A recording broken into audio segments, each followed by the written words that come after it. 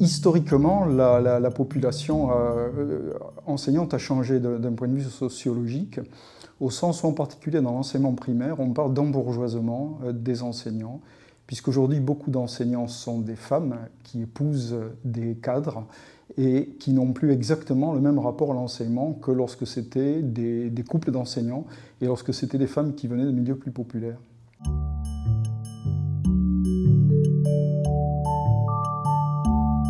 Alors elle peut brouiller les rapports dans la classe si les enseignants imaginent qu'ils vivent dans le même monde. Or précisément, pour beaucoup d'élèves, il faut leur faire comprendre qu'ils sont à l'école. Il faut non seulement qu'ils apprennent à l'école, mais qu'ils apprennent l'école, avec des codes qui sont particuliers, des manières de se comporter qui ne sont pas les manières de la rue, de la famille, etc. Et pour une grande partie des élèves qui ne sont pas préparés à ça dans leur famille, c'est comme s'ils allaient un peu à l'étranger.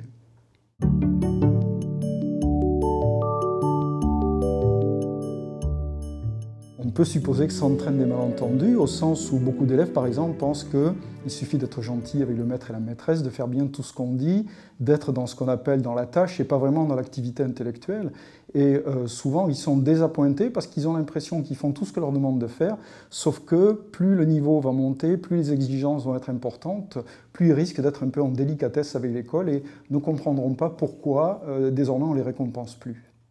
Ça supposerait que les enseignants aient davantage conscience de ce qu'on peut appeler les arrière-plans des apprentissages, c'est-à-dire qu'ils aient d'abord peut-être un peu plus de connaissances sur les milieux de vie de leurs élèves, sur les types de rapports au savoir qu'on peut y entretenir, qui ne sont pas nécessairement ceux qu'il y a dans l'école. Et ça fait l'objet non seulement d'une clarification de l'enseignement, mais évidemment il faut donner des consignes claires, mais je crois qu'il faut aussi un peu anticiper a priori les difficultés qu'ont rencontrer les élèves, certains types d'élèves, certaines familles de difficultés.